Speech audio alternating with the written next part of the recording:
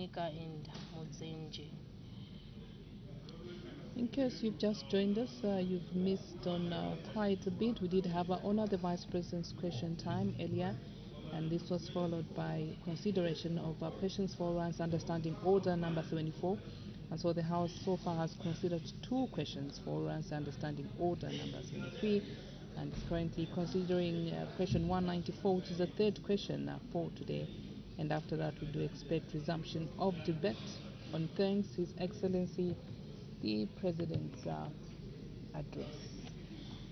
And so as soon as the quorum is constituted, business will resume. We urge you to stay tuned right here on the only station that brings Parliament closer to you.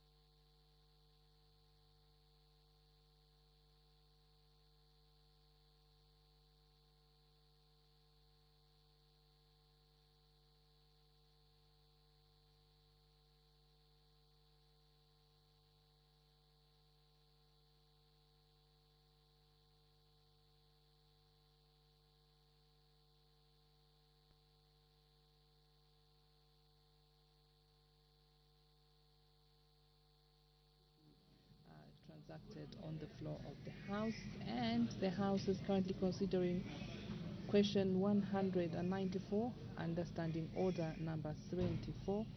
Mr. Msanzala, beg your pardon, Mr. Dako Msanzala did ask the Minister of Health when the government will commence construction of the following mini hospitals in Msanzala parliamentary constituency. That's Nyampande, Misolo, Ndambwe, Chikuse, Riverside, Sonja, Monica, and Muzenje. And we did see the acting Minister of Health, Honorable Tambatamba, respond to this particular question. She did say that government has no immediate plans to construct to construct hospitals in the mentioned areas. And so what we expect after this is follow-up questions from either the Member of Parliament who did pose the question and other interested members of Parliament. And that will conclude the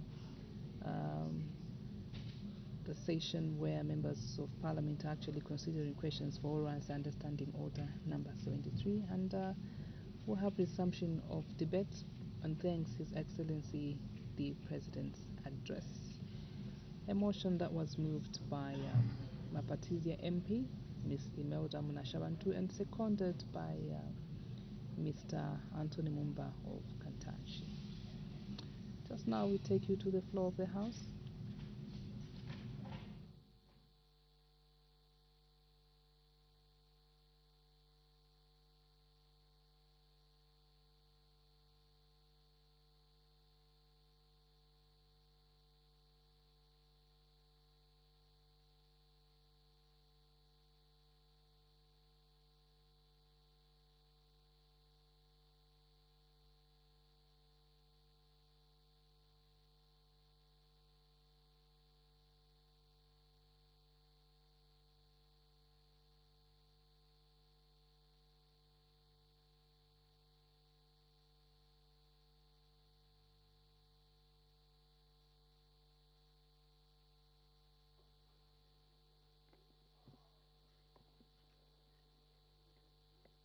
Order.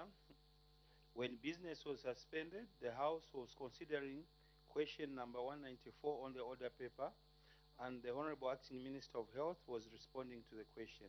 May the Honorable Minister continue.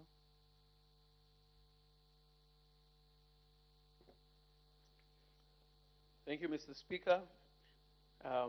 Continuing from where I left, government has no immediate plans to commence construction of the following mini hospitals in Sanzala constituency, and these are Nyampande, Misolo, Ndambwe, Chikuse, Riverside, Sonja, Manika, and Muzenje.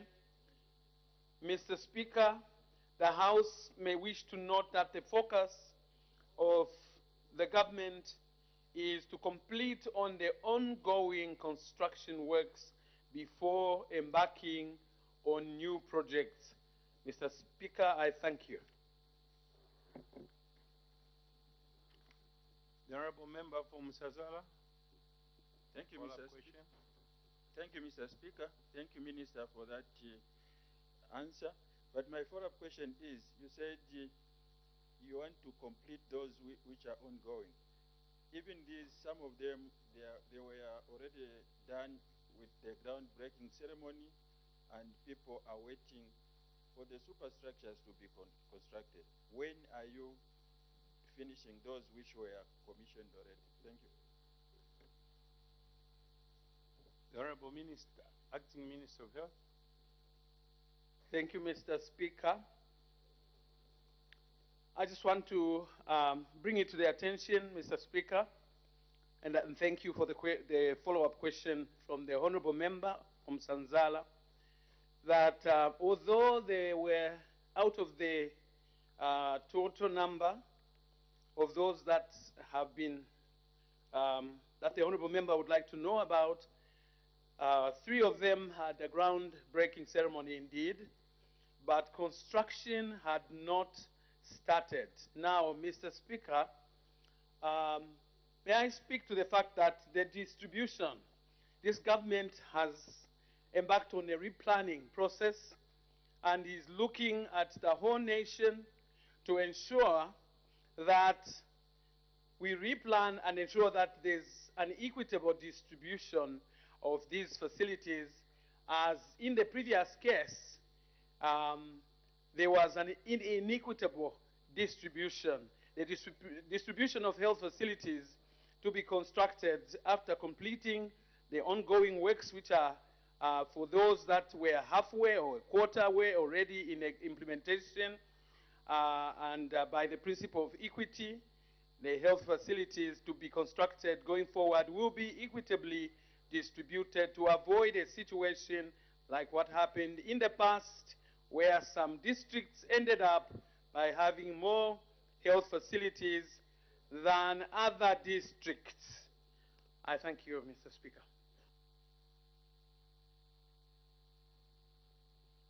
The Honorable Member from Sazala. Thank you, Mr. Speaker. Thank you, Minister, for that answer. But the people of Msanzara would like to know, for the 3 that you have just mentioned that they are going to be constructed, when are you commencing the works for those 3 you have mentioned? Because you have said the others were taken away from them, but the 3, when are we expecting those 3 to be constructed? Thank you, Madam Speaker. The Acting Minister of Health. Thank you for the follow-up question from the Honorable Member. Honorable Mr. Speaker, as I indicated, those that were where the previous government did groundbreaking were not found to have a budget, but the period elapsed, and in the new budget, the new government has its own basis, the manifesto, which seeks to ensure that there's equitable distribution across all provinces, across all constituencies. And in this discourse, Mr. Speaker, this is the reason why the New Dawn government is saying, let's go back to the drawing board, knowing that we have supplied already some health facilities, and some of them, some oversubscribed in some provinces. And if you allow me, Mr. Speaker, I would like to just read out the constructions that were undertaken. The construction of 115 mini hospitals countrywide benefited Eastern Province with 16 mini hospitals. And 15 out of 16 hospitals have been completed and are operational, Mr. Speaker. The completed 15 mini hospitals are located in the districts as set out in the table that I'll read out from.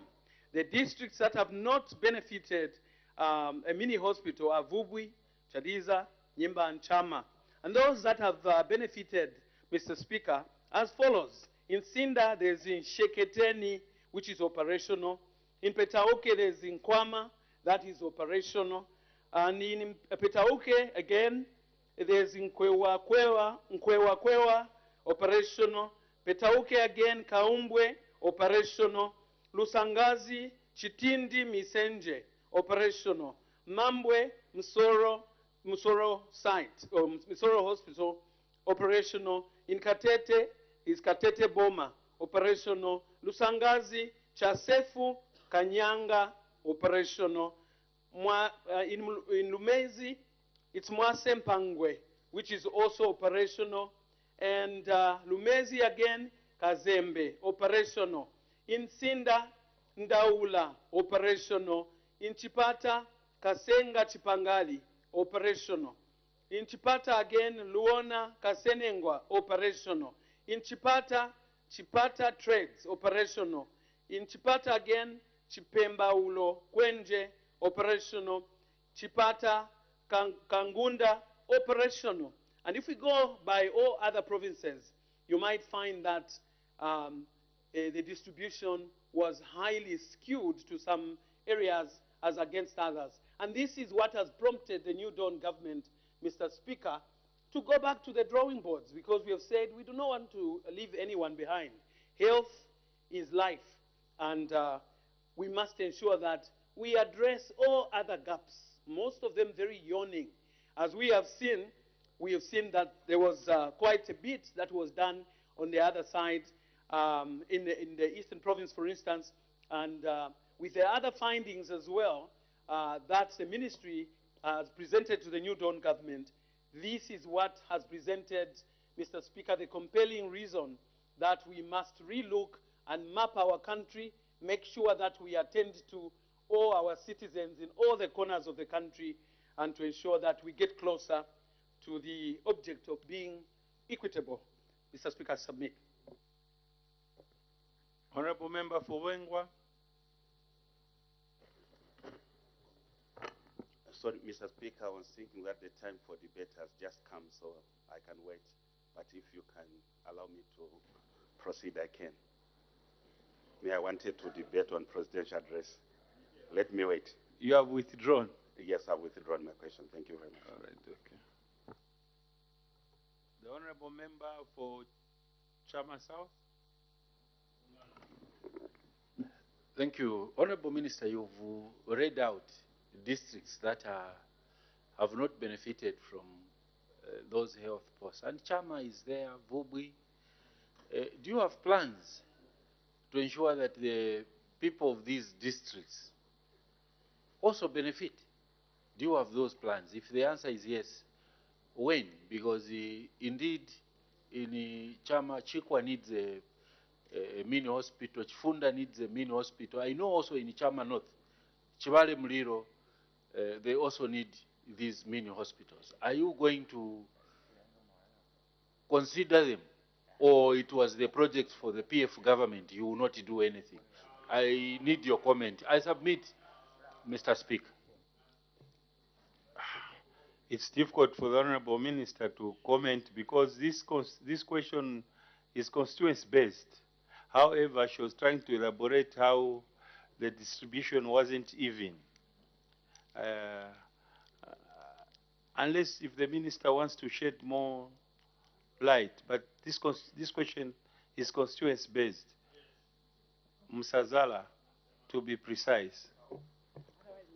Mr. Speaker, the ministry will be planning.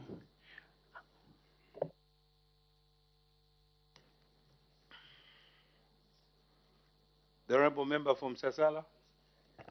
Thank you very much, Mr. Speaker.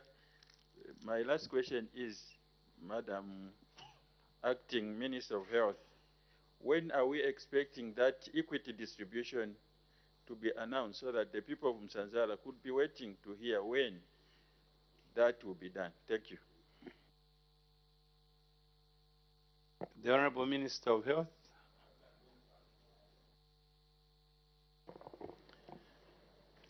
Mr. Speaker, I spoke about the planning processes, the review, the redesigning, looking at all the constituencies across the 10 provinces.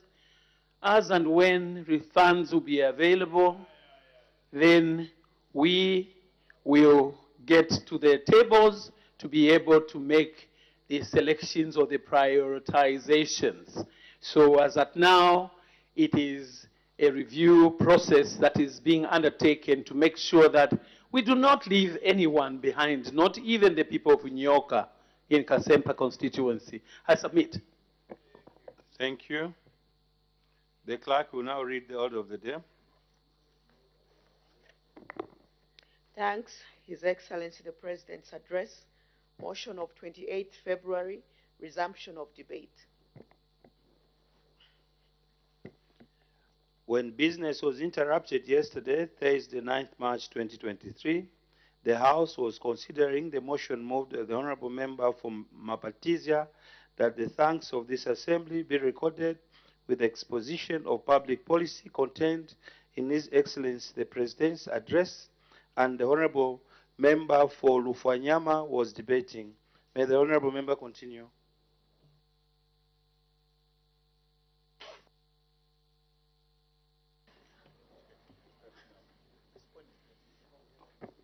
Thank you, Mr. Speaker. The New Dawn government, Mr. Speaker, has done a lot of strides to make sure that there is one Zambia, one nation. As it was coined by our first Republican President, Dr. Kenneth Kaunda, so that everyone feels that he's a Zambian, the national unit. Previously, Mr. Speaker, there was a bit of some challenge, which I would urge the New Dawn government to make sure that, all the people are treated equally. Not whereby some people, when you go to get employed, they will look at your name. That is not national value. They will look at your name. They will look at where you are coming from. If you are coming from Dundumwenze, they will say, no, this one is Dundumwenze.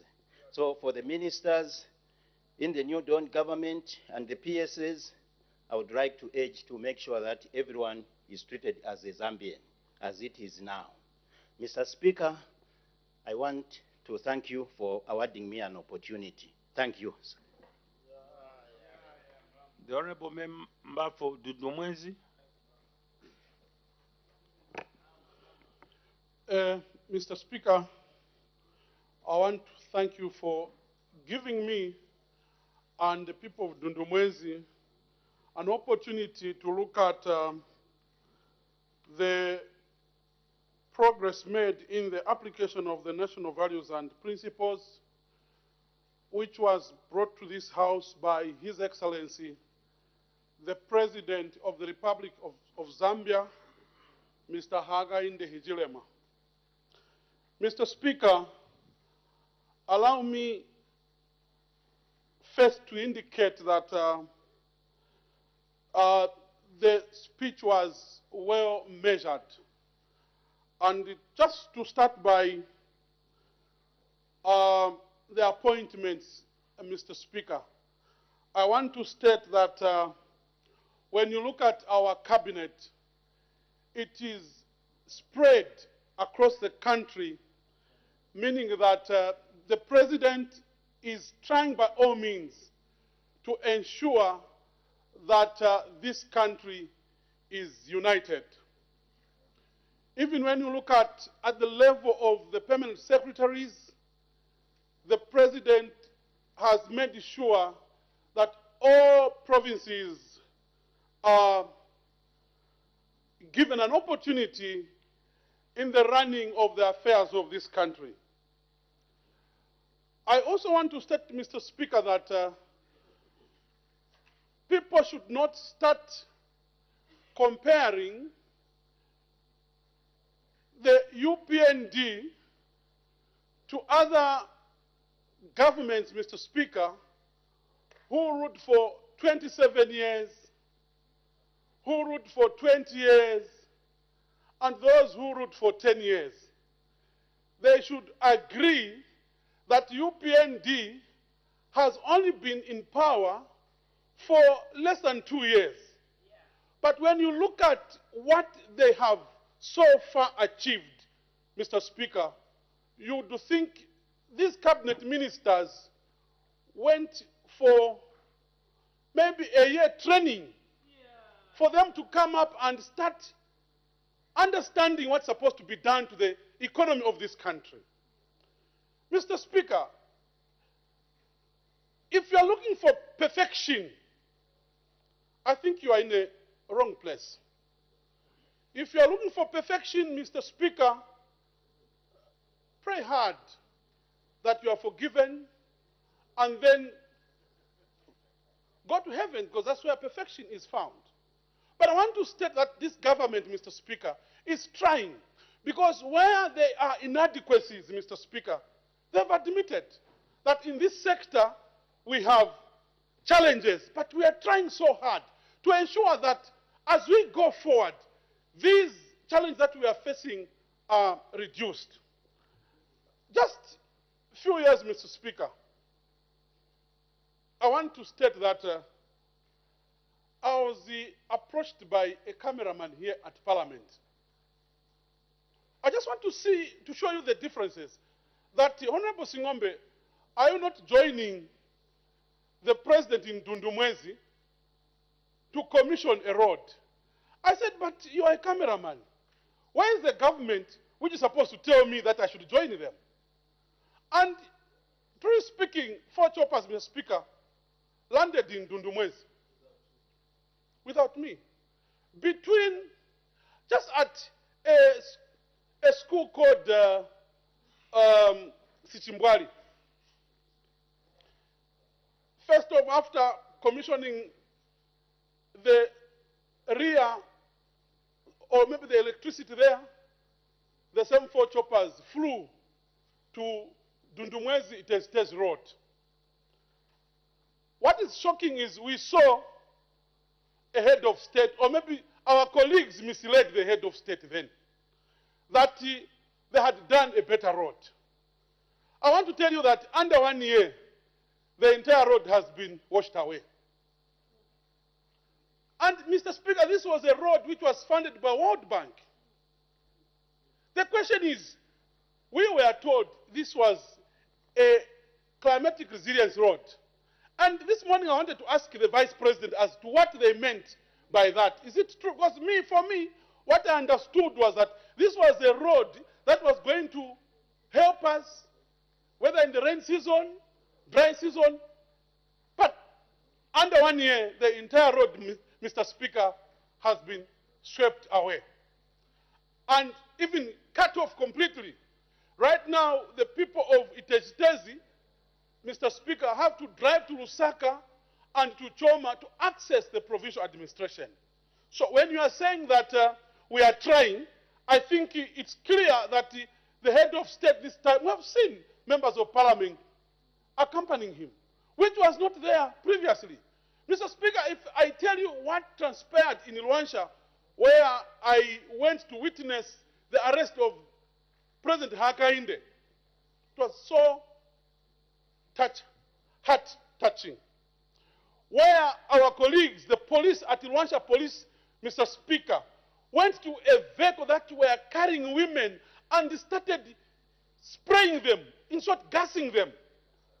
And some of them, actually, Mr. Speaker, were my intake mates. I was shocked to see such a kind of a scenario, which is no longer happening now. They were telling us the other day that a lot of women went marching. That's what this president is trying to do. You know, you are not supposed to victimize anyone. Just here in Lusaka, a few years ago, a lady was stripped off naked here during the Women's Day in the presence of the vice president then. I want to hear one member of parliament complaining about women being victimized last year or this year. None. So I think for me, this cabinet is doing very fine.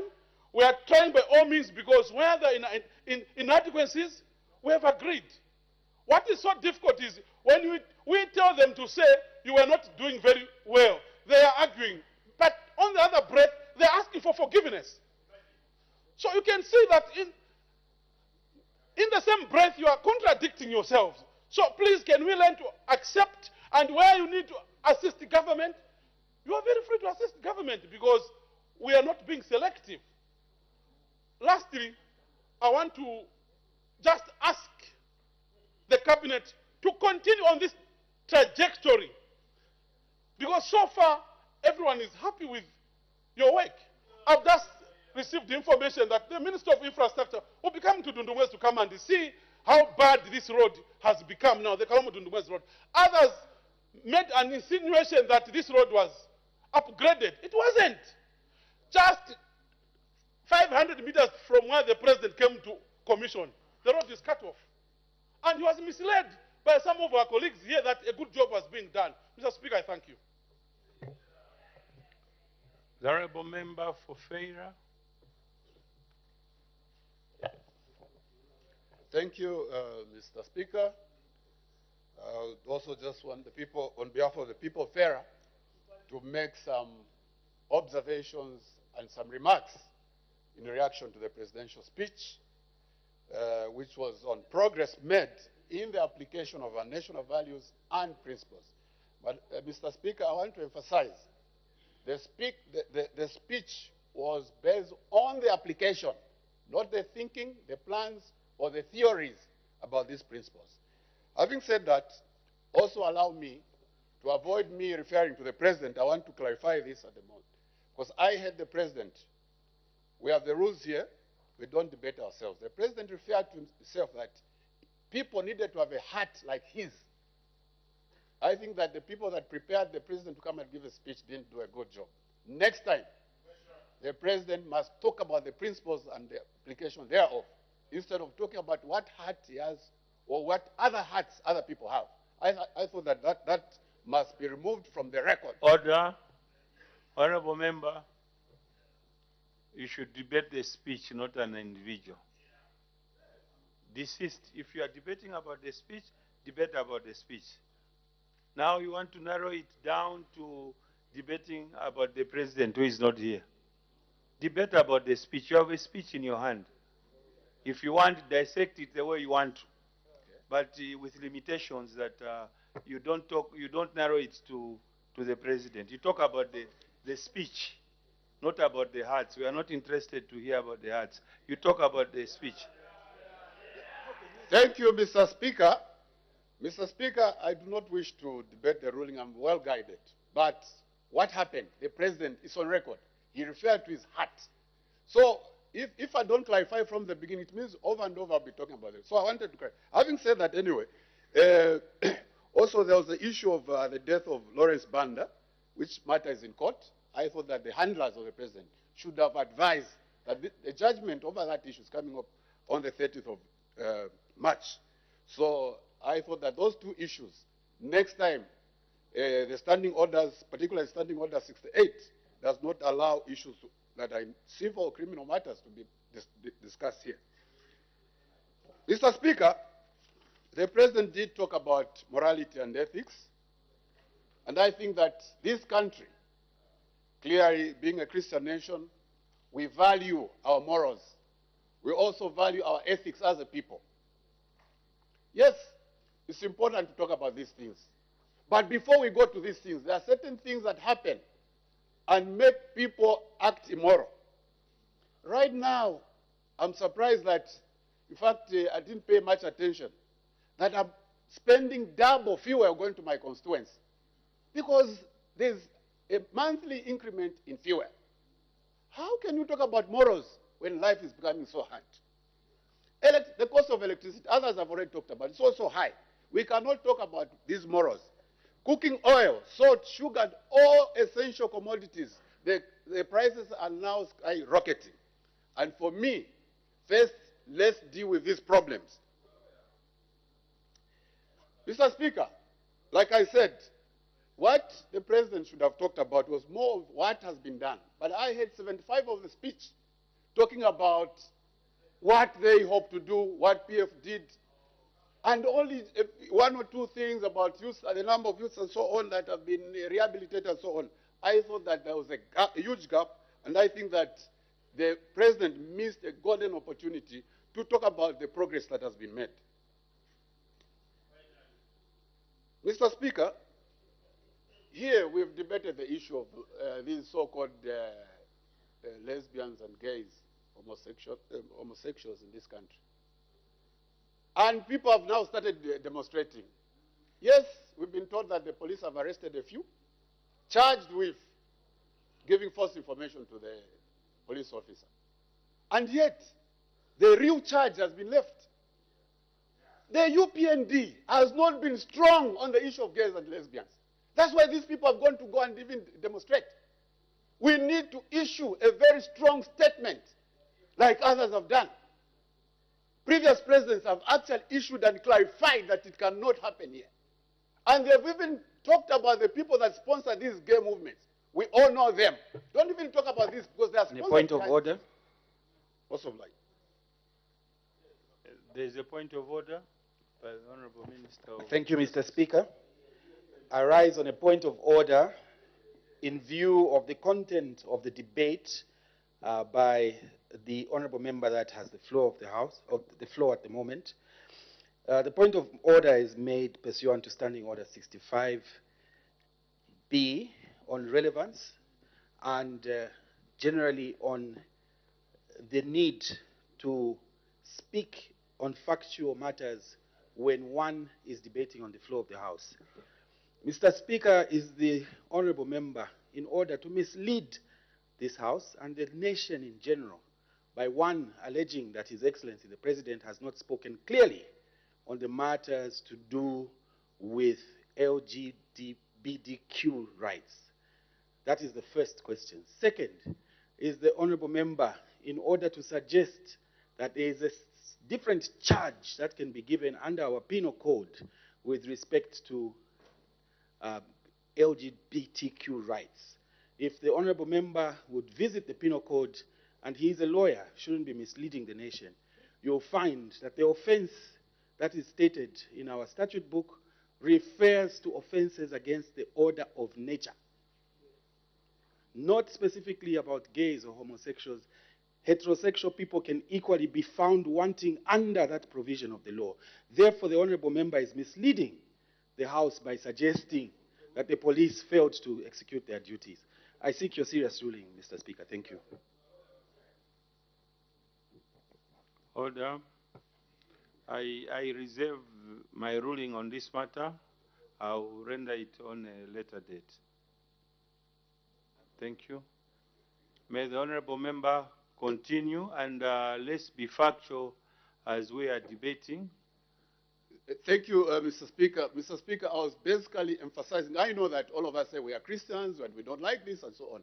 But what I would like, and this is my debate in this House, and what I would want the President, His Excellency Dr. Hakainde Hichilema, if he's not yet one, but yeah. So I want the President, because he's the head of this country, to come out clearly and say that we will not even accept conditions towards aid, towards anything from the UN or whoever is profiling these things.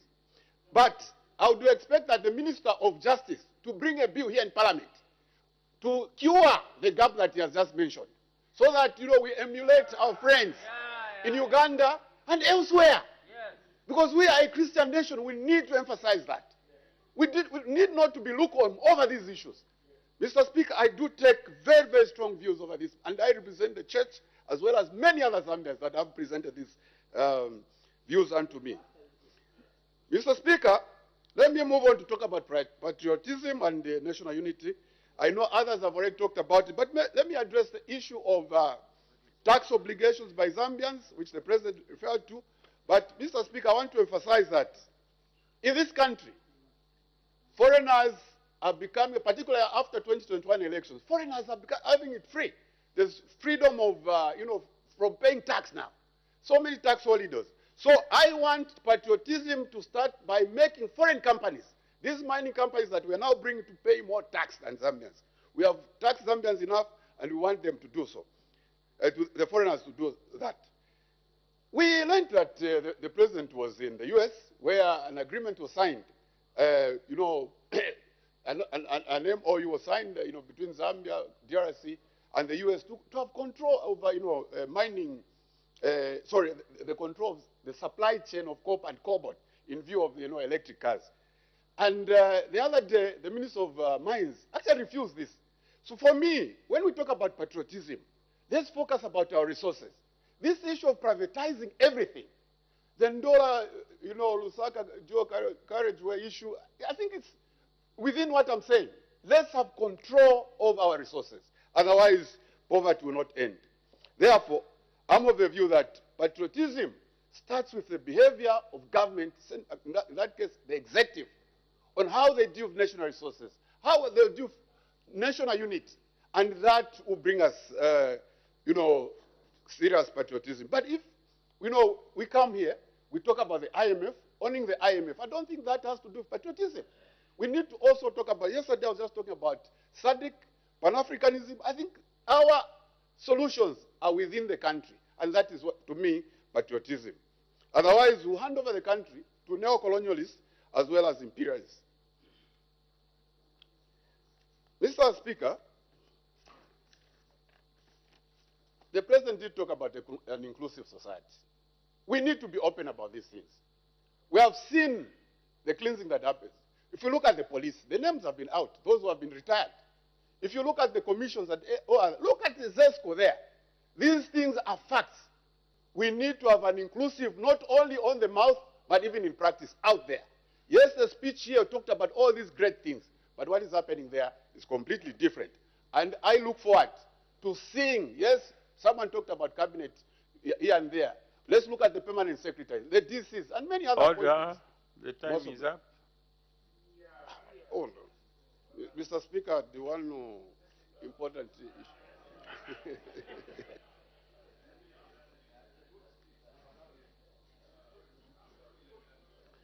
The PF have given me a list of those to speak. However, we'll keep alternating. The Honorable Member for Wengwa now. Thank you very much, Honorable Mr. Speaker. Mr. Speaker, I'm a bearer of the message, okay, from the people of Wengwa on the presidential speech on the national values, on the progress made on national values and principles. Honorable Mr. Speaker, I think I'll just dwell much. I know the President talked a number of issues here and the progress made in this country. But I'll just concentrate much, number one, on CDF. Honorable Mr. Speaker, I just want to commend His Excellency, the Republican President, Hakainde Chilema, for increasing the CDF. If you go around now, I'll give an example of Wengwa constituents. Wengwa constituents, just in the recent past, we had a shortfall of about 10 classroom blocks. And we have just put 10 classroom blocks, which is very good for our children right now. And the President has also introduced a free education, something which is very important. And it's a matter which should not even be underplayed. It is a very, very important situation. When we were growing up, Honorable Mr. Speaker, us who tested maybe grade 1 or 2 during counter days, we saw how free education was, and it was very good. But from that time, when UNIP went, we never had any free education in between, up to the time when UPND took over power. And right now, you can see a number of developments going on in different constituencies. Like in Wengo right now, if you are to calculate about 10, okay, by 3 classroom blocks, which makes about a third classroom block, which can accommodate, third classrooms, which can accommodate about 40, okay, pupils, okay, per class. So this is very important. Even the desks right now, we are able to buy desks. Our children have been sitting on the floor, which is not good. And even pupils, they were lacking motivation. But right now, they have a lot of motivation. This is very important, and I think we should praise our Republican president, what he has done. Then the other issue which the president has done, he has stopped violence in this country. It was just one single announcement that no more violence in this country. And right now, you can go to any constituency without being harmed, and you cannot even be attacked. You can even go to intercity without being attacked by cadres. So this is what the president has done. And also the president has reintroduced a meal allowance. The meal allowance which was abolished last time. And there was even a motion when we were still in opposition, when we fought that we should bring back the meal allowance. That motion was shot down by the PF government by then. But this time around, the president, he saw it fit that it is very important to give our students a meal allowance back, which is very good, because majority of members of parliament who are sitting here today, those who went through University of Zambia, they were given meal allowances, but when PF came, they abolished it. But I'm happy now that our students are happy because they are getting a meal allowance because of the man of solid character who is occupying a state house this time around. Then the other issue which I want also to talk about is on the issue of corruption. The president talked about the corruption yesterday, today, and tomorrow. Or can I simply say the words which he used, that the corruption, okay, the past, present, and the future corruption, that he is going to look into that. And we are now seeing, okay, and I'm starting becoming happy. Because these issues we are just talking about that, no, we are fighting corruption, but this time around, we are seeing movements that a number of people, those who are involved in corrupt activities, that they are being summoned by ACC. This is very important, but we don't just want to see the mere summoning of people, those who are involved in corrupt activities, but we want to see them going to places where they fit, because corruption, it has ruined this country. We are in this situation today. It is because of the previous corruption which was being practiced on a daily basis. Because corruption had become so easy like drinking water, not even tea, because sometimes tea is a little bit hot. So, but this time around, all the floodgates of corruption in the recent past, they were all opened. But this time around, we can see, if you happen to involve yourself into corrupt activities, the very moment the president gets to know it, you are suspended or you are called to ACC. Something which we missed in this country. In the last 10 years, even if somebody is involved in corrupt activities, people are saying that till the court, okay, decides. These are the issues which we used to witness during a PF regime. But this time around, you are involved in corruption, you are on your own. And I just want to request even the ministers, especially the Minister of Home Affairs also, that Minister of Home Affairs, the Zambian people right now, okay, they are free, they are moving freely. And we want to request you that keep on protecting this country. It's very important as the Minister of Home Affairs. And right now, people are moving freely. We know that anyway, there are some people who are trying by all means to bring down this government, but it won't happen because we are here to work for the people of Zambia. And we are going to take development in all the 10 provinces of this country, regardless of where one comes from, whether Bemba, Tonga, Los, or Nyanja, Ngoni, whoever. We will take development, We are not going to behave the way PF behaved when they were segregating other regions. Ourselves, because we are all Zambians, all the 19, 20 million Zambians are Zambians, and we are one people, we will take development in all the parts of this country. And let me request you this, especially the opposition, that the opposition, please, let us just try to work together. The country is ours. And there is no need to start, okay, punching holes where you cannot even manage to create one. It is not good. Let us come together. Let us work together, because we are here, okay, for this country, for the present situation, and for our children to come tomorrow, the next generation. They must find, they should find a breathing economy. Let me thank you, Honorable Mr. Speaker, for giving this opportunity, and I want to thank the PF also for listening today, for not standing on, for not giving me a standing ovation. I thank you very much. Thank you very much, Mr. Speaker. The PF whip. Thank you so much, Mr. Speaker, for giving me this opportunity also to add my voice on this motion following the presidential debate which was made to this August House pursuant to the constitutional provision where the President is required to update the nation on the progress made insofar as the application of national values and principles is concerned. Madam Speaker, I want to acknowledge the debate of my dear colleague today, who, Mr. Speaker, who has been reasonably thorough with this debate. And we agree with him. We are here to work together. We are an arm of government, collectively, regardless of the political persuasions. So that call is welcome. And I want to acknowledge my dear colleague from Dundumwezi, who acknowledged that at one point the president, the former president, was made to go in his constituency to launch a road works that were being done by World Bank. And I'm sure he knows that when World Bank contracts a project, they are responsible for all the technical issues that goes with a road. So if there are issues of the road being washed away, there are provisions in the contract that.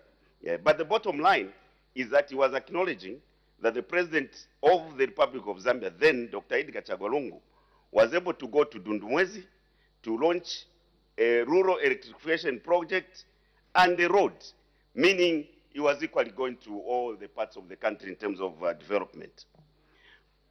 Mr. Speaker, the issue of patriotism is very key.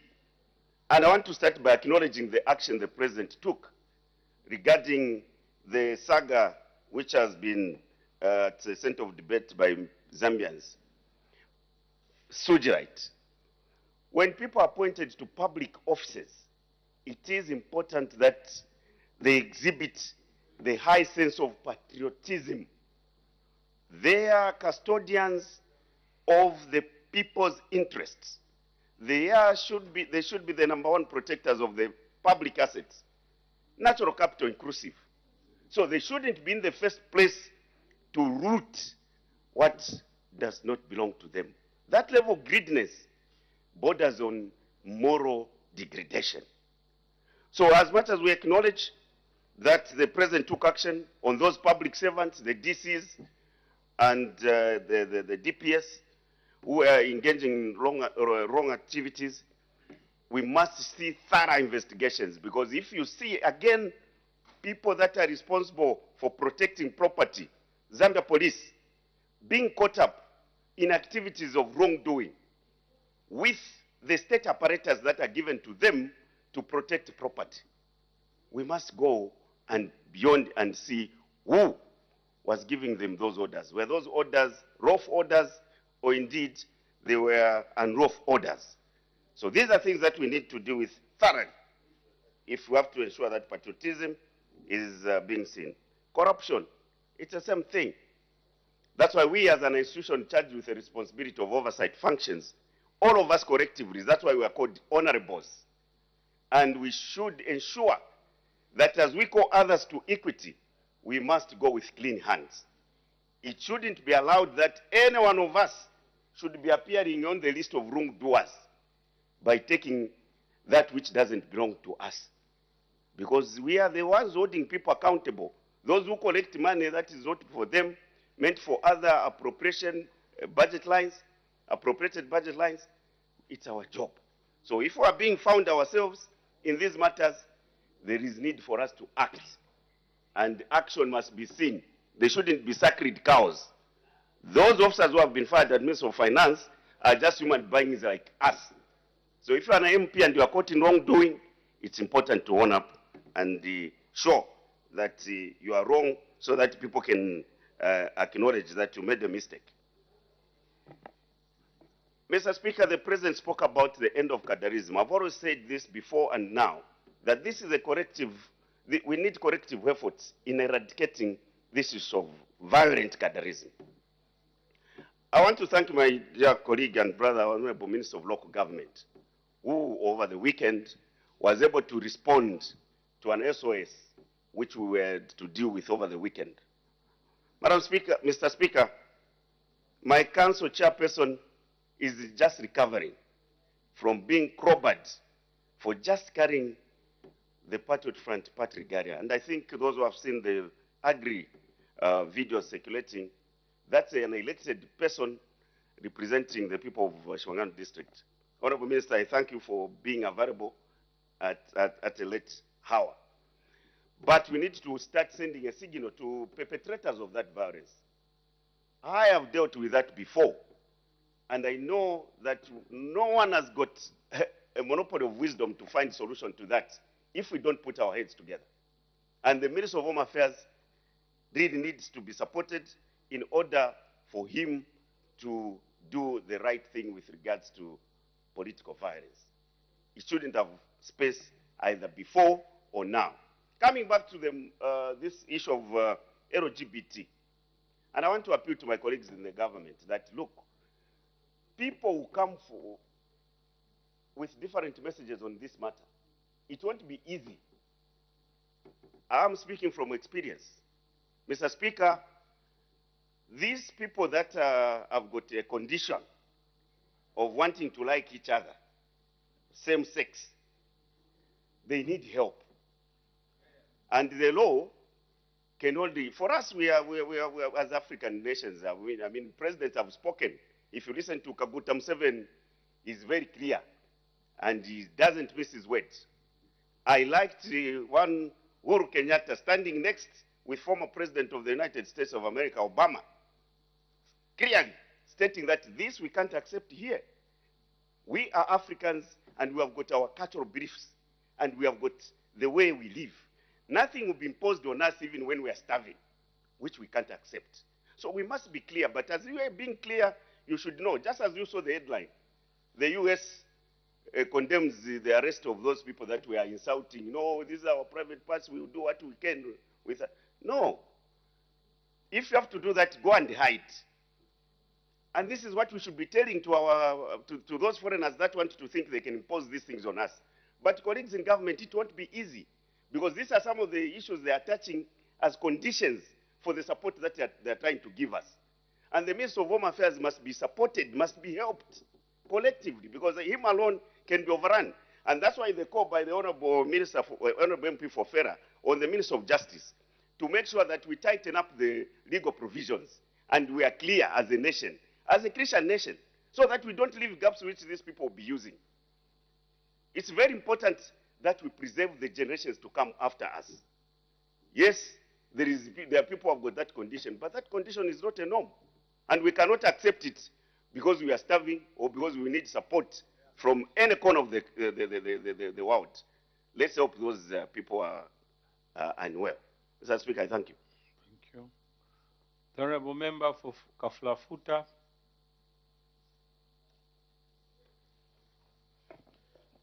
Thank you very much, Mr. Speaker, for giving me this opportunity to contribute to the President's speech, which was bordered on progress made in the application of national values and principles. Mr. Speaker, I note that when the President was giving his speech this time around, he was not only composed, but he really looked one that meant every word that he spoke. And I picked a few things that I thought I could bring to this honorable House. The President talked about having strong marriages in our nation so that we can have a strong community. And the President also expressed disappointment at the fact that the rate of divorce had gone high, extremely high. And I was also delighted to hear him speak on how human rights should be applied, especially within the family setup. I think he was quite candid when he said, as family members, we need to know when to apply our human rights. To me, this was quite clear. The President actually rather is helping us understand that most of these so-called human rights, if not properly appropriated, will cause us a lot of trouble as a nation. And to one extent, I realize that Zambia as a nation, normally, we are very, very quick to embrace doctrines that most of the times we don't even understand. For example, when we talk about these so-called human rights, we've not had any foundation for an ideology like that or a doctrine like that, but we just grab whatever comes our way and we run with it. And the effects are seen after we've applied ideologies that we have not fully, ideologies that we do not have a full understanding of. So I thought that for once we need to sober up as a nation and listen to this speech very, very carefully, and also ensure that we do not turn this speech into rhetoric, but one that has to be enforced, and especially by us leaders in this honorable House.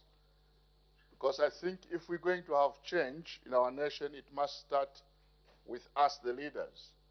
If we're going to have a situation where we have good speeches that will give us good direction as a nation, but we treat it as one of those speeches, I think we're going to have serious problems. And I want to stay longer, Mr. Speaker, on this aspect of the high rate of divorce in our nation. And I note that, like I've already said, we are very quick to embrace certain doctrines that we have no understanding of. I'll give an example of what we are now dealing with, the 50-50 parity, or having women in decision-making positions. I'm one person that fully supports that, and I've seen friends that have allowed their wives to soar high in society. And my observation really is, maybe starting from this House, I don't think there is any honorable member here, I'm talking to the honorable ladies in this House, I don't think there's anyone that came here because they were pushed to come to this honorable House. They came here because the communities where they come from saw that they were worth their sort. They were the right candidates to come here. preaching this kind of doctrine, Mr. Speaker, I'm of the view that we need to prepare ourselves as a nation before we can rush to preach such a doctrine, because anything that does not have foundation cannot last. And most of the times the effects will be detrimental. And I was thinking, while we are preaching the 50-50 parity, do we really realize that we have certain men who feel intimidated by the success of their wives, who cannot actually succumb to the fact that their wives can be higher in society, they can earn more money than them, and so on. And in such cases, what are we doing as a nation to ensure that such men who are intimidated by women's success are helped? Because there are certain men who will say, okay, you are going for your conference wherever you are going. When you come from there, don't come back here. And this is not going to help us when we come to address the issue of divorce in our society.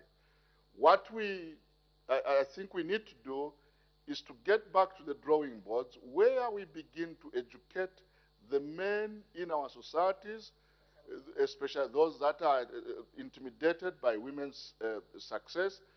Teach them and tell them there is nothing wrong in having a woman in a decision-making position. I speak like this, Mr. Speaker, because when I got married to my late wife, she was very, very junior. But because I believed in her, I believed in everything about her, I pushed her to a point where she was very, very successful in her career. And we're not talking about success here in Zambia. We were in the United Kingdom, where she soared so high that she was heading 3 provinces. And it's not easy to be a boss over the white people, trust me. They will always believe as a black person, you always be lower, and so on and so forth. But I had no problem with that. So I think before we propagate some of these doctrines, we need to put our houses in order so that we don't have chaos in the end. I thank you, Mr. Speaker. The Honorable Member for Kanchivia. Mr. Speaker, thank you so much for the opportunity. And in contributing to this very important motion, allow me to take cognizance of the respective views from either sides, for and against, and to speak to what we feel needs to also be brought into context as we address a progress made in the application of national values and principles. Mr. Speaker, I will address myself to principally 2 fundamental issues: national unity and patriotism. National unity, by definition, Mr. Speaker, refers to the state of oneness which results from a shared purpose and aspirations irrespective of ethnic, cultural, economic, and religious or any other superficial status, while recognizing diversity. Mr. Speaker, Zambia is in the top 14 countries with the most languages on the continent. Nigeria, 520, Ethiopia, 85, Sudan, 81, Cameroon, 275, etc. Zambia with 72. Majority of the countries in the top 14 bracket have undergone serious challenges informed by ethnicity. Zambia has been spared from civil wars, military coups, terrorists, separatists, insurgent groups, etc. This is because we had the first generation of leaders in this country, the founding fathers and mothers of this country, the Godwin Mbikusuita Lewanika, Harry Mwanga Nkumbula, Kenneth David Buchize Kaunda, Simon Mwansaka Pwepo, and many others who understood that it ought to be one Zambia, one nation.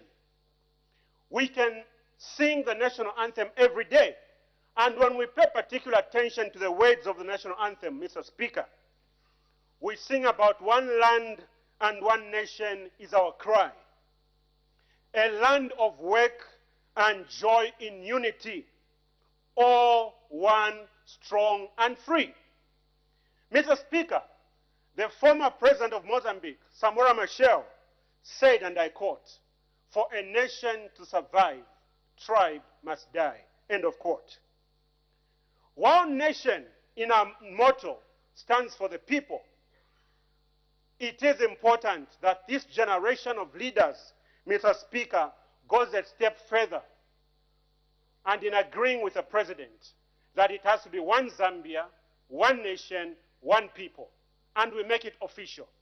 Because sometimes we fail to understand that the nation stands for people. So let's be emphatic and make it very clear in revisiting our motto that we are one Zambia, one nation, and one people. Mr. Speaker, patriotism speaks to love, or one's love, loyalty, and devotion shown to one's country. The chief whip of the opposition was speaking about collective responsibility. It takes a lot of patriotism for all of us to understand that we are in this house for a simple reason, and that is to do what is right for the people of Zambia. In the words of the former US president, he said, and I quote, "Ask not what your country can do for you, but ask what you can do for your country." Unless and until we ascend to that level of understanding and appreciating the service we are expected to render to our nation, we'll still be trapped in the petty arguments and differences that keep dividing us, and whilst overlooking the values and the differences that unite us. Mr. Speaker, in this generation, we ought to explore on both sides of the House that there are problems that unite us instead of us concentrating and belaboring those problems that divide us. Mr. Speaker, in holding government accountable, in holding the executive accountable, we will do our part to disagree without becoming personally disagreeable. The generation of Zambians out there, Mr. Speaker, is looking forward to a certain level of maturity on this House where we can criticize and go beyond criticism but provide alternatives. Mr. Speaker, we can criticize, offer solutions and alternatives, and we have what it takes. Our motivation is not to make the executive fail. Our executive is not to make the country fail. Our executive is to understand that we rise together and we fought together. In the words of the 60th president of this country, Mr. Edgar Chagwa Lungu, and I quote, "We must not seek political success on the back of national failure." That should be a constant reminder when we talk about national service and why we are representing our people in this august House. Mr. Speaker, speaking of patriotism, allow me to go further and speak to discipline. The first need of any country to develop, Mr. Speaker, is discipline.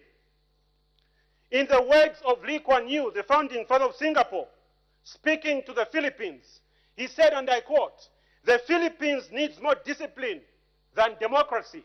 The same can be said of Zambia. With the problems and the challenges we speak about, much of them can be attributed to a lack of discipline. And it can be said that Zambia needs more of discipline than democracy in every sphere of life. Countries that have made strides, Mr. Speaker, are countries that placed high premiums on discipline.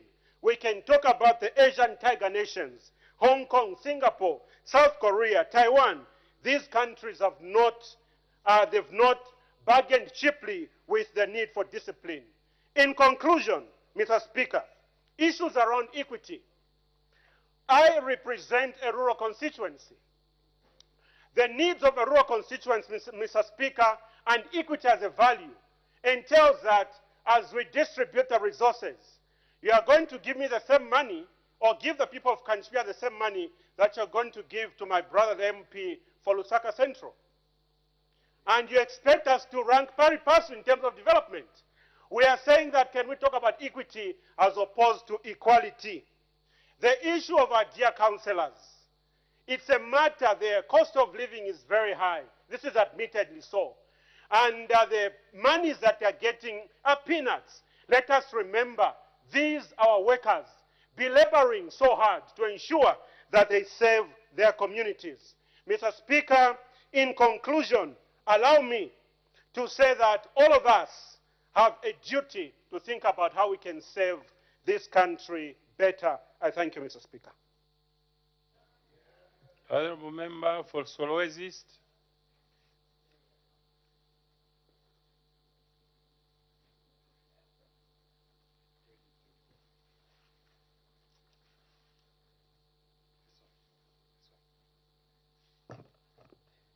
Thank you, Honorable Speaker, for recognizing the good people of Solwezi East to add a voice on the presidential address that was issued to this August House on the 24th of February 2023 on the progress that has been made so far in the application of national values and principles.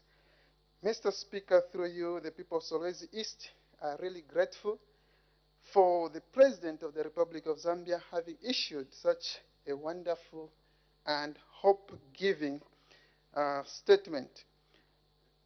Mr. Speaker, the President alluded to a number of things, but I'll be able to settle just on one key, one which the people of Solwezi East feel it is quite cardinal and very important, and that is on human dignity, equity, social justice, equality, and non-discrimination. Mr. Speaker, on the human dignity, indeed we have seen that this is a state of being worth, acceptable, and esteemed as a human being. We have seen indeed, under the leadership of His Excellency Mr. President, that human dignity has been restored. Before then, it was really not good in this nation. We were treated like foreigners in our own country. There was no dignity, there was no worthiness, there was no that self-esteem by the Zambian citizens, especially those who were considered to be of the opposite views. Mr. Speaker, we have seen the restoration of human dignity. Now we are able to breathe. We have the space. We feel worth as Zambians in our own land. As the honorable member who just debated, he was talking about that worthiness relating to our national anthem, patriotism. Indeed, this has been demonstrated under the good leadership of His Excellency Mr. Hakainde Chilema. We also see the issue of equity, being fair and impartial. Mr. Speaker, we have seen this impartiality even in the distribution of the resources. CDF, everyone has been applauding the President for equally distributing these resources to all the constituencies. This is a very welcome issue, and the people of Solwezi East are really grateful to the President. Even in the issues of the teacher recruitment, every constituency at least has received a fair share of the teachers. And this, to the people of Solwezi East, Mr. Speaker, they say thanks to the President for demonstrating indeed the values and principles that we deserve as a nation. When you look at the social justice, everyone deserves equal economic, political, and social rights and opportunities. And this has been demonstrated because right now, if we look at the 5 principles that go with social justice, access to resources, everyone now in all our constituencies have access to the resources through the CDF, access to free education, access to justice, representation, even in the legal fraternity. That is what we are talking about. Equitable distribution of the resources, diversity and unity in diversity. Indeed, this has been shown in this country. Everyone is free, regardless of whatever tribe. Indeed, there is unity, and every one of us here in Parliament, we are talking about unity in diversity. And that has been demonstrated. Participation and human rights. Mr. Speaker, we have seen that indeed there is equal participation. Go, for instance, in our various districts and constituencies, our members are able to participate freely in the developmental agenda of the constituencies. They are able to choose that this year we want this, we want a school, we want a clinic, and so on. That is what it should be. And that gives us indeed that free and freedom of expression, the rights that we have as human beings. Mr. Speaker, the President talked about equality, which is the state of being equal in status, rights, and opportunities, regardless of where one is born.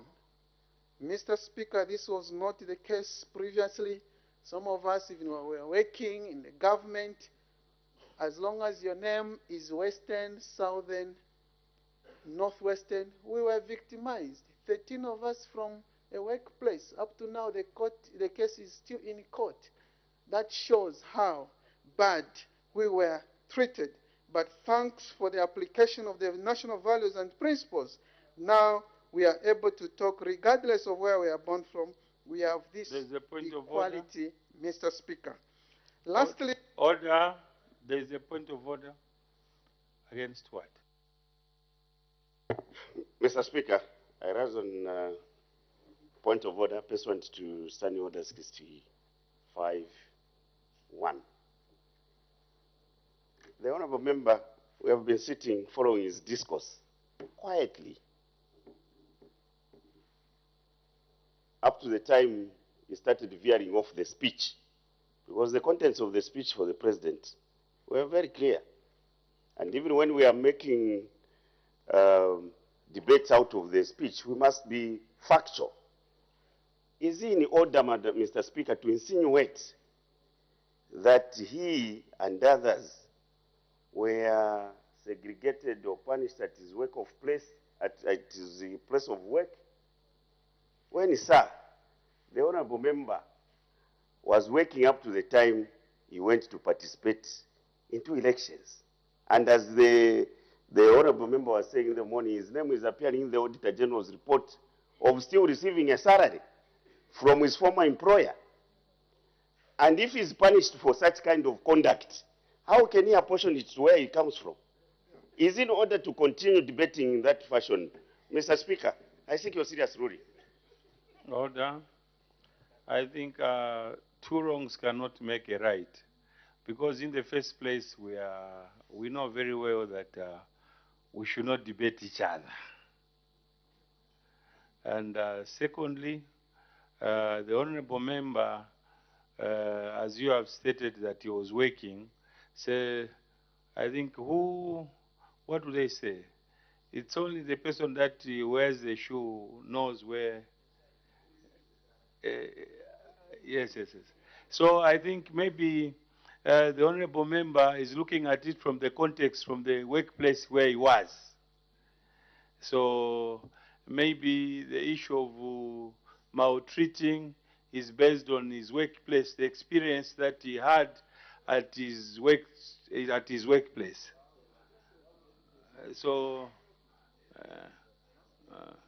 However, Honourable Member, we understand that I'm sure you are basing your judgment on the basis of your workplace, because maybe you didn't use the country as a whole, but where you are working, if there was that segregation, that's why maybe you were able to put it across that you were being segregated.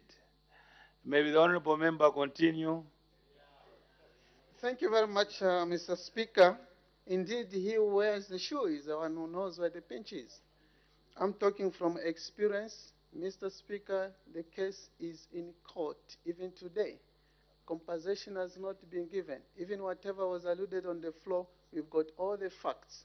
And I'd rather that ruling be made so that the facts be presented and the nation be made clear on that issue.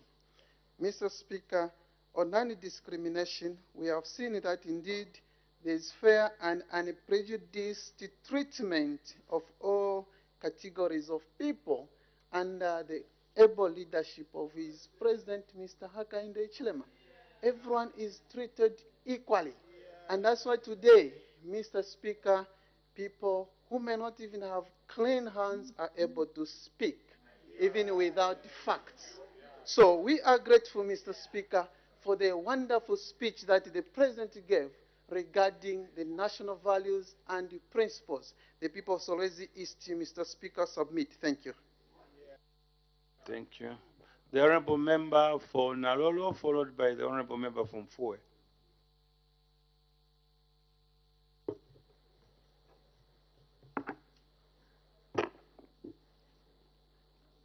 Thank you very much, Mr. Speaker, for allowing the voice of the good people of Nalolo.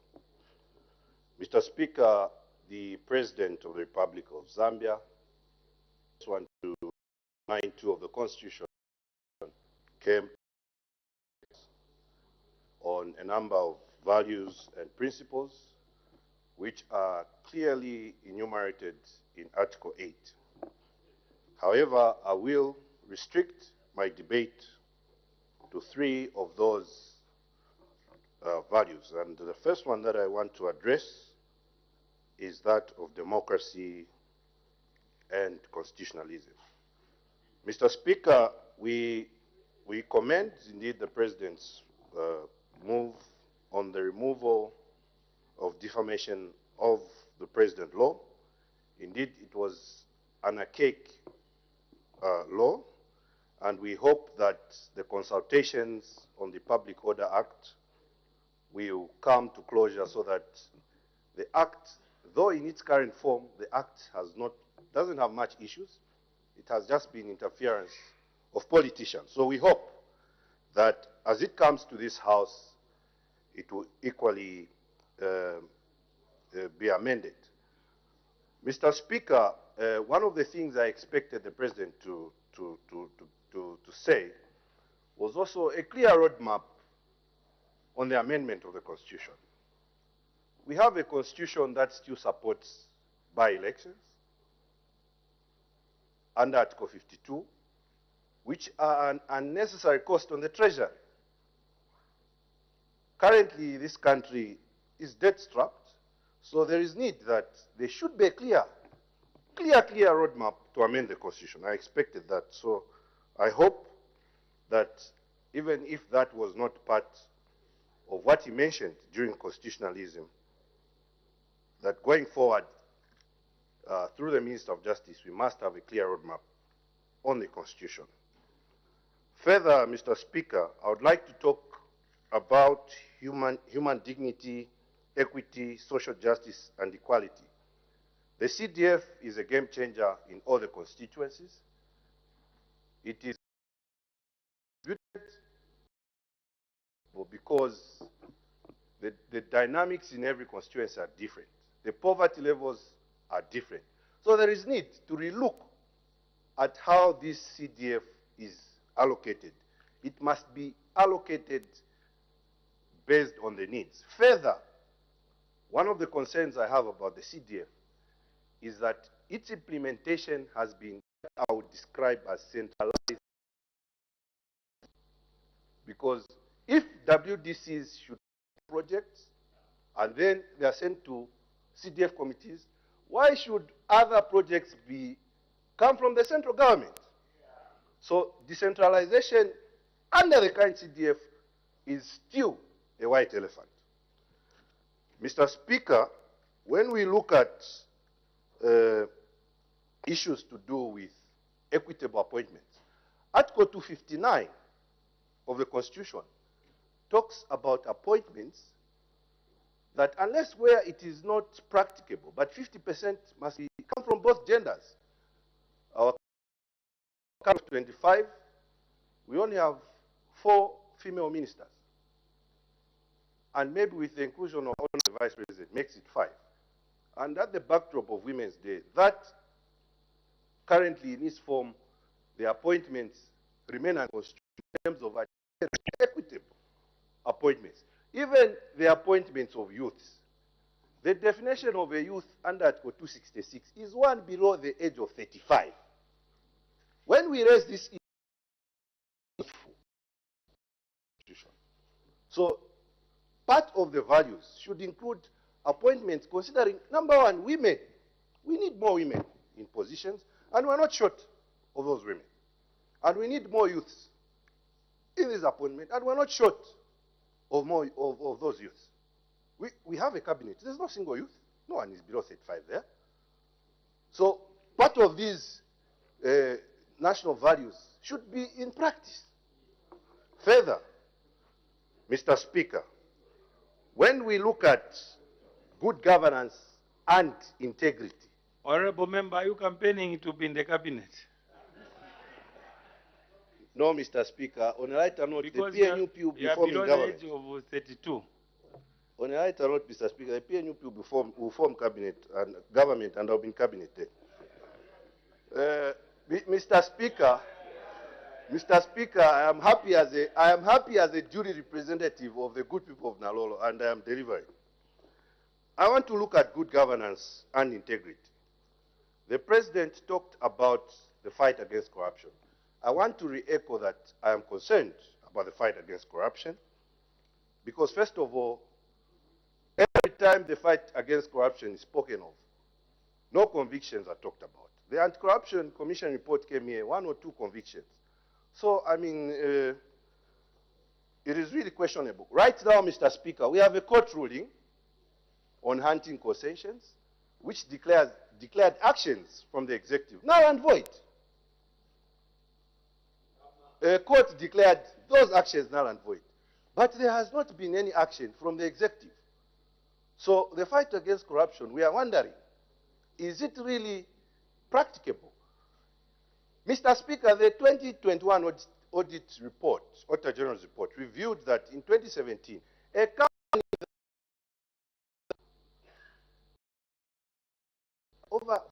costing over 830 million. That company had no representation in terms of directors in Zambia against the Companies Act. But we have not heard of any corruption in terms of that company being summoned. And in fact, the same company is still bidding to supply fertilizer. Now, we have companies by local citizens. And some of those companies have restrictions on their accounts. And the country is losing jobs because of a fight against corruption, which may not seem to be in light of what the rule of law should be. Mr. Speaker, we need to end this issue where we demonize each other. You become successfully corrupt until when a court convicts you. Being arrested on allegations of corruption is not being corrupt. And we need to end a situation where the fight against corruption is being limited to houses, owning flats. We need to be serious about the fight against corruption. And next time, what we expect is a list of convictions, and corruption was, and we expect that part of this song now, we must see those who are corrupt. Further, Mr. Speaker, it is very, very important to note that in this whole speech I have read, I have not found the term rule of law. We would expect more from the executive to talk about rule of law, to talk about separation of powers. We should never have a situation where these things are not talked about. I submit, Mr. Speaker. Honorable Member from Fue. Thank you very much, Mr. Speaker, for considering the good people of Mfue, Shimanda district, to add a word on the presidential address on the progress made on the application of values and principles as enshrined in the Article 8 of the Constitution of Zambia. Indeed, Mr. Speaker, a morally upright nation is key to achieving meaningful development.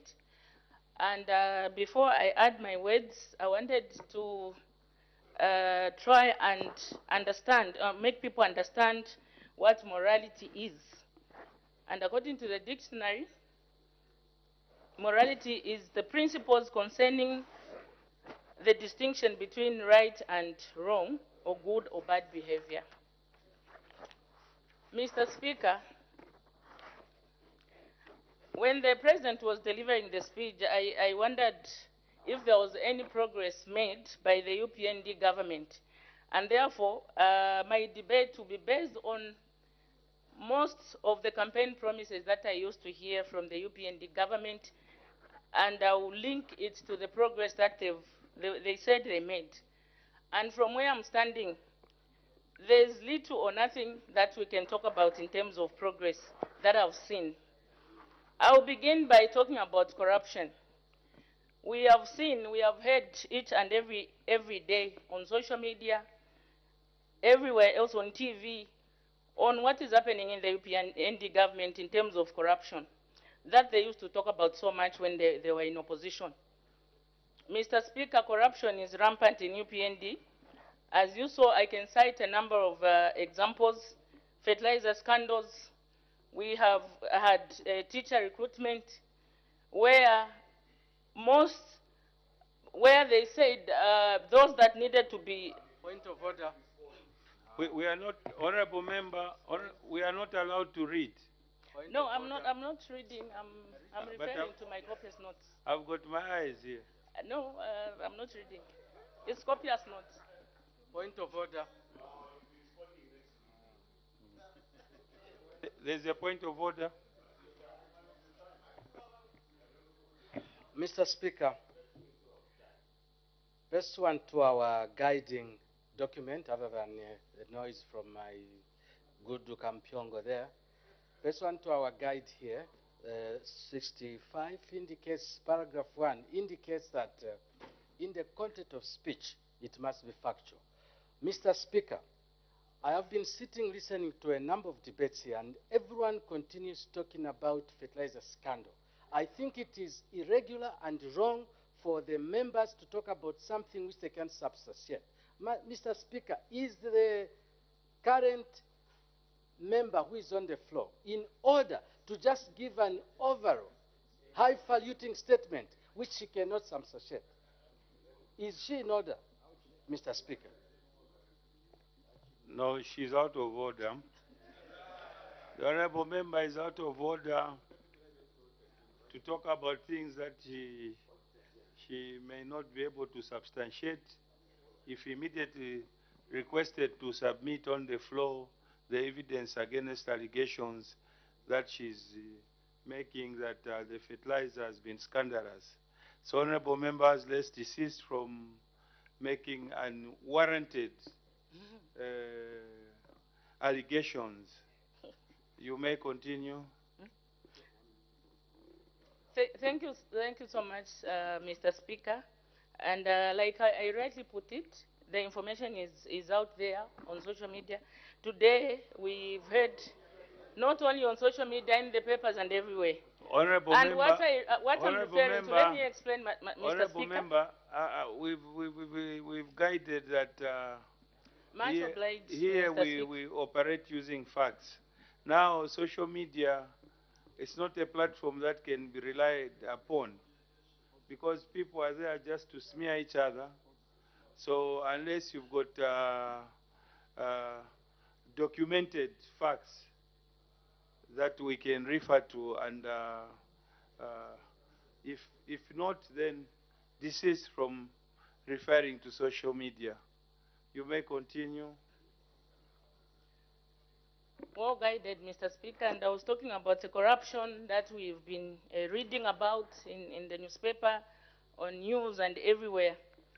And Mr. Speaker, I was saying that we've heard of scandals, even in the Auditor General's report is there. We've heard of scandals to do with fertilizer. And in my constituency specifically, I even reported the issues. People now have moved even into stealing of fertilizer.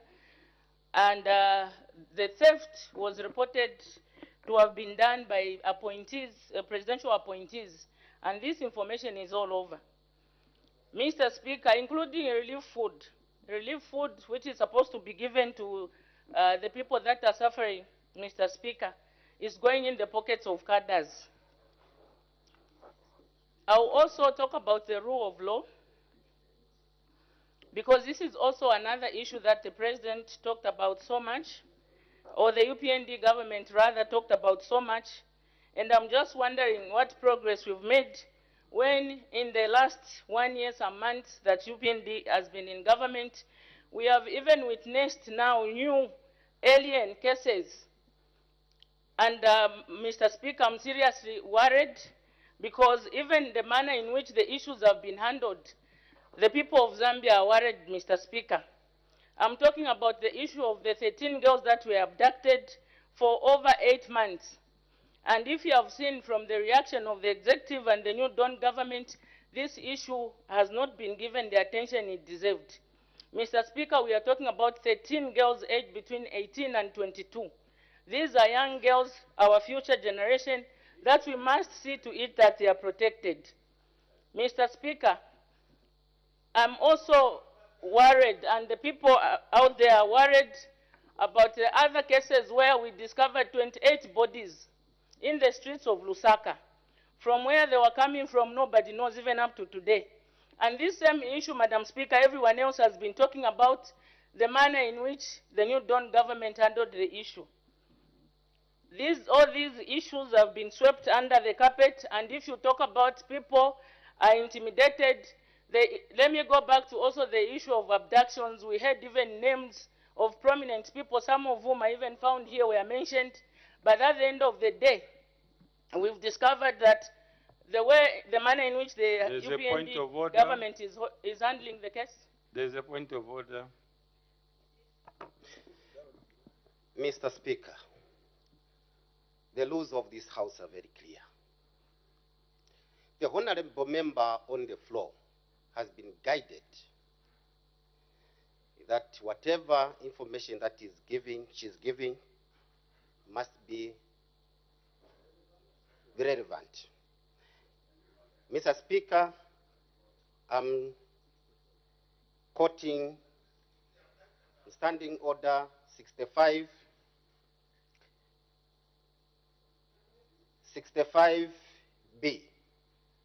Ensure that the information he or she provides to the House is factual and verifiable. Mr. Speaker, the honorable member on the floor is alleging that the appointees was found or had been found with the issue of diverting fertilizer or stealing fertilizer. Mr. Speaker, could the honorable member on the floor provide fact, lay the evidence on the floor? Mr. Speaker, I submit. Honorable members, let's ensure that the information we provide is factual and verifiable. An arrest does not mean conviction. One can only be convicted if proven guilty. So those ones that have been arrested or purported to be arrested are just assertions that are made in this House. Let's ensure that we bring information that can be proven. So, honorable member, let's desist from making such assertions. You may continue. Well guided, Mr. Speaker. Mr. Speaker, let me talk about good governance and democracy.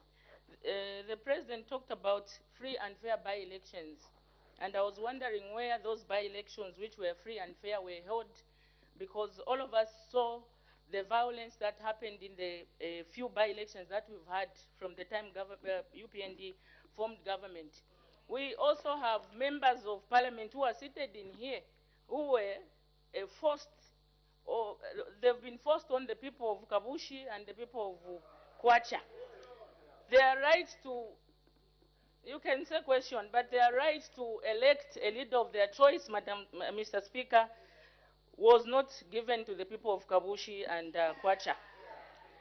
I was wondering when the President talked about free and fair, when your MPs, Mr. Speaker, the member of parliament for Mkushi was almost killed, and also the member of parliament for Feira was equally almost killed in these by-elections. So I was wondering what the president meant when he said we had free and fair elections. Mr. Speaker, those elections or by-elections, they are a no-go area for us women, because what has been happening there is terrible. So if the president means well, he must ensure that all those things are dealt with. Mr. Speaker, let me also talk about sustainable development. Yes, we need investors, Mr. Speaker. We need foreign investors, but we need Zambian investors more. What the UPND government has been doing from the time they assumed office is to destroy Zambian-owned companies. And we can cite examples. One of them is a vendor group of companies and many others.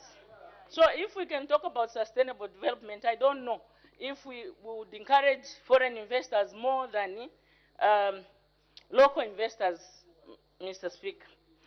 And we sat here, Mr. Speaker, listening to the president issuing threats against his own citizens, and he said that he will ensure that these people who own companies, those who But are honorable member, you are busy.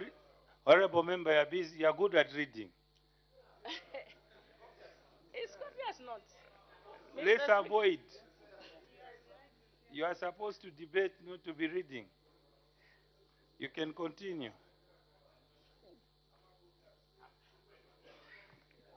Mr. Speaker, I hope you can give me some few minutes because you've interrupted me throughout. So I was saying that the president kept on threatening people that own companies, Zambian-owned companies, and I was wondering if that sustainable development that we are talking about will be able to achieve it. Because as we are speaking today, most of the Zambian-owned companies are criminalized. They are calling them, all of them, criminals. They are calling all of them as corrupt. I don't know if we are going to attain that sustainable development that we've been talking. And finally, the president was very much not clear on the issue of gender equality. Order. Thank you, Mr. Speaker. The time is up. Honorable member for Namwala. Thank you so very much, Mr. Speaker, for according me this opportunity to add 2-3 sentences to this motion which is on the floor of the House. Mr. Speaker, allow me to look at the issue of governance or democracy and the constitutionalism. Mr. Speaker, when we talk about the issue of democracy, it's very important that we align ourselves to actually the content of it and not expecting the president to come here and single out what constitutes democracy. We have heard the previous speakers, though we are not allowed to debate ourselves, who expected the president to come here and debate the issue of separation of powers. Mr. Speaker, the issue of rule of law is one of those tenets that actually makes or contributes or together come up with what we call good governance. We cannot talk of democracy without talking about the elements which we have always talked on this floor that constitutes what we call good governance. Mr. Speaker, Zambia, from the time the New Dawn government took over power, there is no one who can doubt that we are in the country that we always longed to have had. Unfortunately, before, this was not the case, but we are in now because the tenets of good governance, which, Mr. Speaker, because of being maybe a human rights lawyer, have always actually advocated that only under this New Dawn government that we have achieved what we always wanted to have. Constitutionalism, Mr. Speaker, we have states that have written constitution and those who don't have the written constitution. But in our case, we have an instrument which we call a constitution, hence qualifying our country to be a constitutional country. But that does not mean, because we have a written constitution, we can qualify to be called a democratic state. The two can either, at points, they can be at heads. The contents of what is in the constitution, if indeed is what the people or the citizens of this country qualified or wish to have is what then makes a country which has a written constitution be called a democratic state. Is it what is the case in this republic? The answer can be yes or either the other way. Now, the democratic part is what the people of Zambia are enjoying now. The elements of transparency, Mr. Speaker, this is what we cried for. And the republic of this country, the government of this republic, we have seen the way our coffers or our funds are being released every day. The Minister of Finance, at every point, when he's about to release the funds, he makes a pronouncement in this country. That alone actually adds to what we call transparency. It means now the people of this republic across this country, regardless of geography and ethnicity, they are able to know what the Minister of Finance is doing every day. The issues of accountability. We have seen and heard how the government or the government resources or coffers, the money that has been released, have been utilized. Everyone is free at any time to go and check whether indeed the money that has been used or released have been utilized to the levels that the government of the Republic of Zambia and the people are actually expecting to be. We can talk about the issue of CDF. We have been given guidelines. That alone translates to what we call accountability. We are always told to ensure that whatever project we want to do in our constituencies, we have to sort or to seek for attention or permission from the people who have been authorized to ensure that the CDF itself is being put to good use. That alone is what we call accountability. Mr. Chairperson, Mr. Speaker, the issue of human rights. I think now in this country, there's no one who can doubt the levels of enjoyment the people of Zambia are actually going through or having. Everyone is allowed to actually enjoy our rights to capacity. But of course, it has to be mentioned that human rights are not absolute. We can only enjoy them to a certain extent, beyond the Republic of Zambia through the laws that have actually been enacted can restrict all of those rights can be delegated. Overall, Mr. Speaker, the people of Zambia are now free to enjoy their freedoms, to enjoy their rights at an even rate. No one, and I mean no one, has been so far seen his or her rights being abrogated or delegated willfully by the state. We do not want to cite instances because instances are already in our eyes. We know what happened before. And going by what is obtaining now in this republic, Mr. Speaker, this is what we call real governance for real men, and law is at play. The people of Zambia, going forward, the tenets of democracy are there and vividly seen. We are enjoying decentralization. We are enjoying equality, gender, women and men, transparency, accountability, rule of law, human rights, putting together. This is what we have always been crying for. And I want to encourage the New Dawn government to continue on this trend so that the citizens of this country can see a distinction, which other people would call a difference, in the way we were governed before and what we are enjoying now. With these few words, Mr. Speaker, I submit. Thank you, Mr. Speaker, for this opportunity to add the voice of the people I represent on this very important motion. Mr. Speaker, talking the issue of sustainable development. Mr. Speaker, the enhancing of CDF is a very good thing. However, Mr. Speaker, there is need for government to fine-tune the gray areas that have been cited.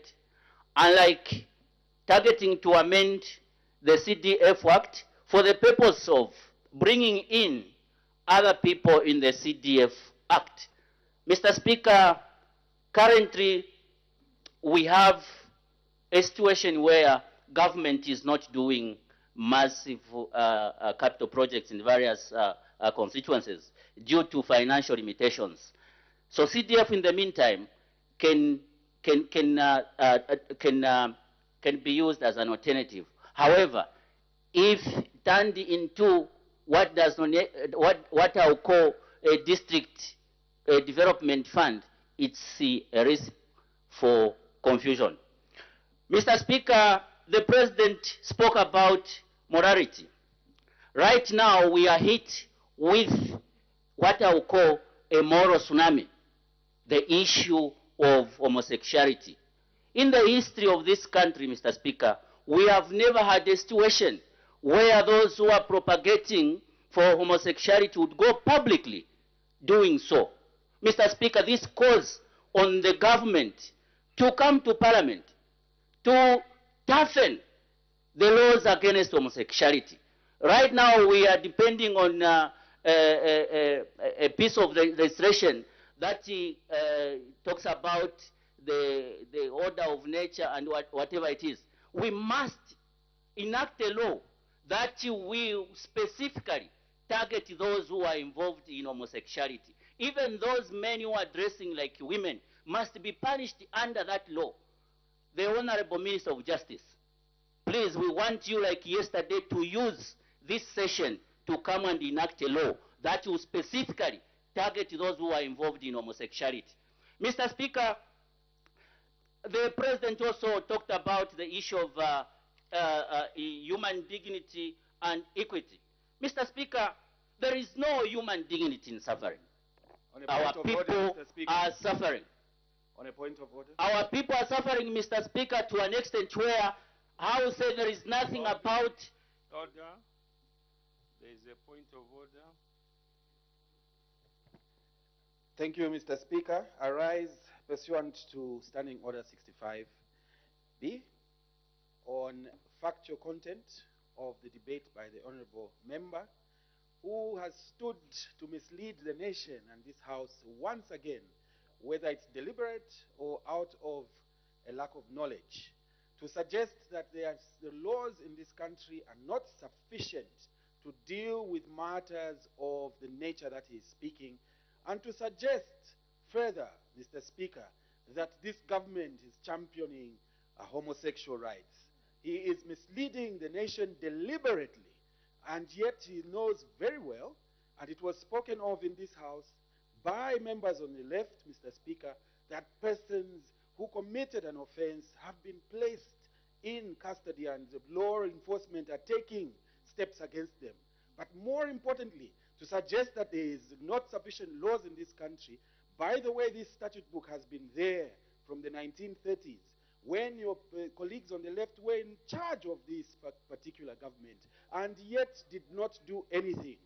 The point is, the person who, the honorable member who took the floor of the House, is misleading the nation, misleading the House deliberately, and cannot be allowed to do so. Is he in order, Mr. Speaker? Thank you very much.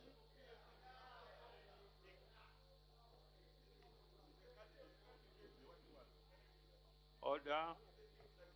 I reserve my ruling. Hours, I interrupt proceedings and debate stands adjourned. Day for resumption of debate.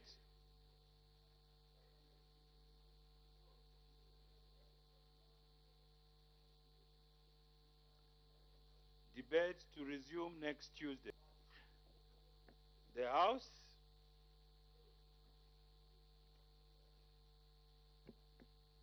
is now adjourned.